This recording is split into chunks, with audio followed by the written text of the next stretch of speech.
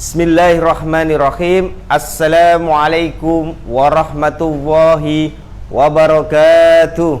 Waalaikumsalam warahmatullahi wabarakatuh. Hamdan syukrani wahda, la haula wa la quwata illa billah.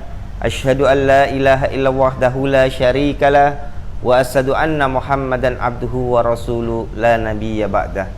Raditu billahi rabba wa bil islami dina wa bi Muhammadin nabiyya wa rasula. Rabbi zidni ilma warzuqni fahma bi rahmatika ya arhamar rahimin. Alhamdulillah, anak-anakku sekalian yang dirahmati Allah Subhanahu wa taala, patutlah kita memuja dan memuji kehadirat Allah Subhanahu wa taala yang senantiasa memberikan rahmat dan karunia-Nya kepada kita semua, diberikannya kita kesehatan, waktu luang, umur panjang, sehingga dapat berkumpul di majelis yang mulia ini guna litolabul ilmi. Kedua kalinya salawat serta salam semoga tetap tercurah kepada bimbingan kita Nabi Muhammad sallallahu alaihi wasallam sebagai suri tauladan kita yang telah menunjukkan kita dari jalan kegelapan menuju jalan yang terang benderang, yakni ad-dinul Islam. Anak-anakku sekalian yang dirahmati Allah Subhanahu wa taala, pada malam hari ini kita akan melanjutkan 100 hadis populer untuk hafalan. Pada malam hari ini kita akan mempelajari hadis yang ke-20. Nah, sebelum saya bacakan matan hadis yang ke-20 ini, disimak semuanya, kitabnya dibuka. Akan saya sampaikan materi hadis yang ke-20 ini beserta penjelasannya. Bismillahirrahmanirrahim.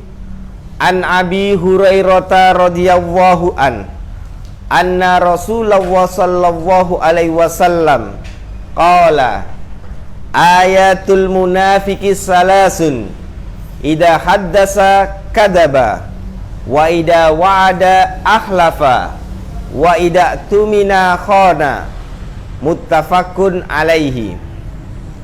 An Abi Hurairah radhiyallahu dari Abu Hurairah, semoga Allah meridhoinya, anna Rasulullah sallallahu alaihi wasallam, bahwasanya Rasulullah sallallahu alaihi wasallam qala, beliau bersabda, ayatul munafiqi salasun, tanda-tanda ciri-ciri orang munafik itu ada 3. Yang pertama yaitu idza haddasa kadaba, apabila dia berkata dia berdusta, apabila dia berkata dia berbohong.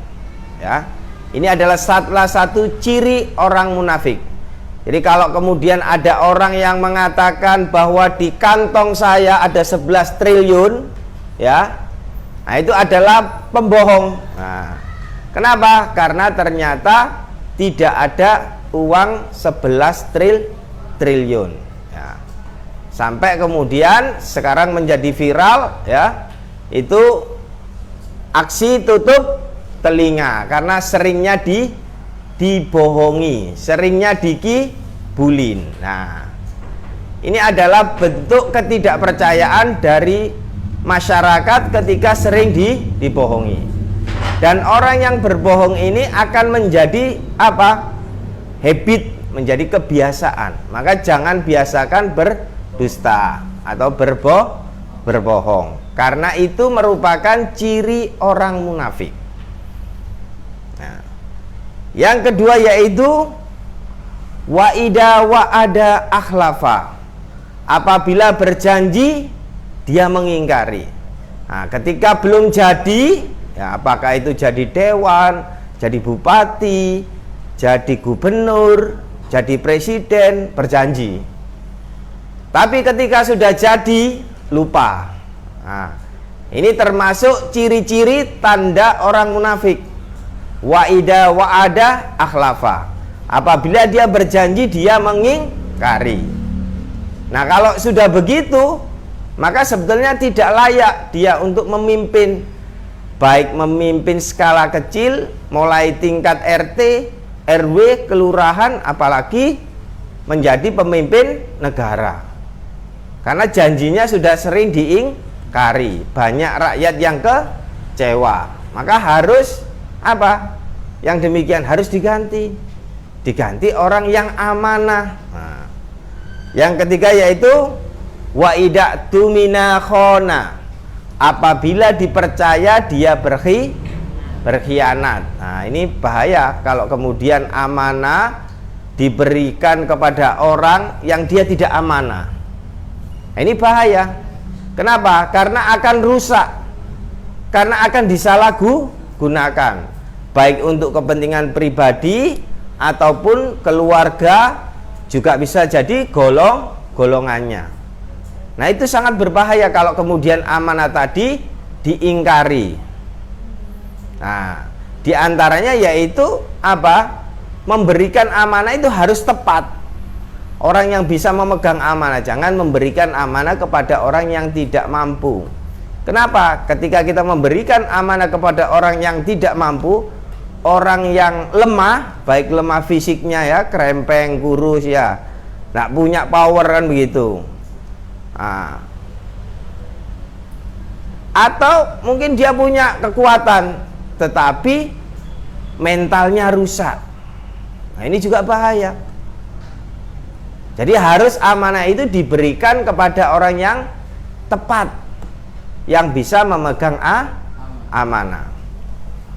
Di dalam hadis Nabi Muhammad SAW bersabda, "Idza wusidal amru ila ghairi ahlihi fangtadirus sa'a." Apabila suatu urusan diberikan kepada yang bukan ahlinya, maka tunggulah kehancurannya, ya. Kalau ada arsitektur yang membangun gedung karena dia memiliki kemampuan, maka itu sudah menjadi apa? Menjadi sebuah profesinya. Tapi kalau kemudian tukang becak kemudian disuruh membangun gedung 2 lantai, saya khawatir gedungnya tidak jadi, ambruk ya. Kenapa? Karena tidak punya ilmunya. Apalagi mengurusi sesuatu yang besar, maka harus betul-betul memiliki kemampuan sehingga amanah tersebut betul-betul bisa terlaksanakan. Jadi ciri orang munafik ini di dalam hadis ini disebutkan 3. Kenapa? Karena orang munafik itu sangat berbahaya. Ya.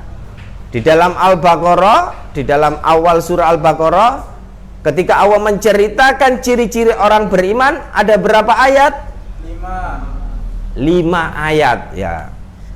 Ketika Allah menceritakan orang kafir, ada berapa ayat? 2. Ketika Allah menceritakan terkait dengan orang munafik, 13. Masya Allah, betul-betul luar biasa anak panti asuhan Kiai Haji Ahmad Dahlan ini. Hafal betul ya. Jadi dalam surah Al-Baqarah di awal itu, ketika kita membaca itu ciri-ciri orang beriman, alladzina yu'minuna bil ghaibi wa yuqimunas sholata wa mimma razaqnahum yunfiqun ila akhirih.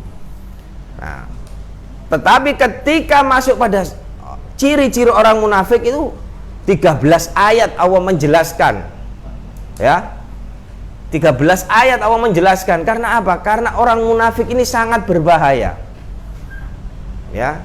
Belanda bisa menjajah 350 tahun itu bukan karena canggih peralatan Belanda, bukan. Tapi karena banyaknya pengkhianat bangsa. Banyaknya orang munafik dari bangsa kita, yang dia kulitnya hitam tetapi ikut Belanda. Makanya kalau di foto-foto kalian lihat ya, penjajahnya itu berapa, yang ikut di sampingnya itu adalah orang-orangnya. Nah, saat ini juga banyak sebetulnya. Yang terbanyak itu agama apa di Indonesia? Islam. Nah, tetapi ketika Islam itu ada, dicegah, dianggap radikal, karena banyaknya orang-orang munafik yang berada di kursi dewan, departemen. Nah, itu kan banyaknya orang-orang munafik itu, sehingga membatasi pergerakan umat Islam.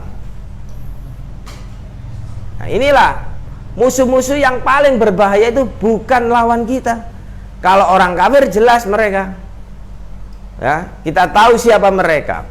Tapi kalau orang munafik itu kita tidak tahu. Bahkan berapa sahabat yang harus meninggal dunia karena orang munafik. Ya, munafik itu. Umar terbunuh oleh orang munafik, ya. Oh, siapa namanya? Abu Lu'lu'ah. Ya kan? Ini menunjukkan bahwa orang munafik itu ada di sekitaran sahabat Nabi. Dan Nabi memang tidak menunjukkan bahwa A adalah orang munafik, B orang beriman, C orang munafik, tidak. Tapi akan tahu sikap dan sifat. Nah, maka kita diingatkan oleh Nabi Muhammad SAW melalui hadis sahih ini agar kita tidak mengikuti cara-cara dan ciri-ciri orang munafik, ya. Agar kita ketika berbicara yang jujur, ya kan. Kemudian ketika berjanji ditepati. Apabila diamanati menunaikan amanat tersebut. Jangan sampai sebaliknya, karena orang munafik itu bersikap sebaliknya. Idza haddasa kadzaba wa idza wa'ada akhlafa wa idza tumina khana. Nah, kalau ketiga unsur ini pada diri kita semuanya, sikap itu, maka sesungguhnya apa kata Nabi? Kana munafiqun kholison. Itu adalah orang munafik sejatinya, orang munafik yang sesungguhnya. Nah, jangan sampai itu menimpa pada diri kita. Lalu bagaimana Islam memberikan solusi agar kita tidak menjadi orang munafik?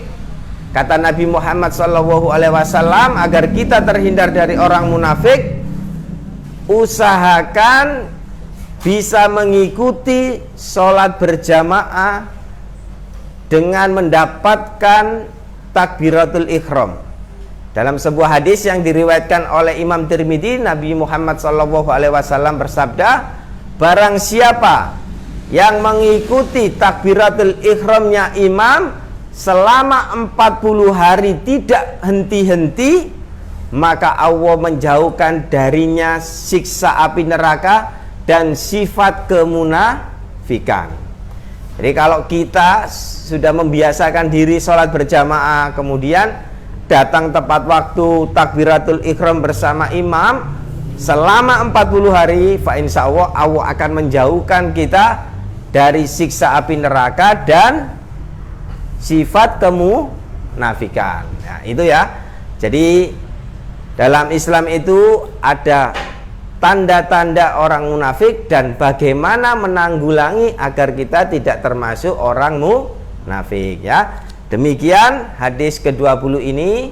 Semoga kita para jamaah semuanya, baik yang berada di Panti Asuhan Kiai Haji Ahmad Dahlan ataupun yang berada di luar Panti Asuhan Kiai Haji Ahmad Dahlan, karena melihat secara online, mendengarkan secara online ini, bisa mengambil hikmah untuk tidak terjerumus pada sifat-sifat orang munafik dengan menjaga ibadah kita untuk bisa sholat berjamaah selama 40 hari tidak tertinggal takbiratul ihramnya imam. Demikian yang bisa saya sampaikan, semoga ada guna dan faedahnya bagi pribadi saya sendiri dan jamaah pada umumnya. Akhirul kalam, nun wal qalami wa mayasturun, nasrun min wafatun qarib wa basirul mu'minin. Wassalamualaikum warahmatullahi wabarakatuh.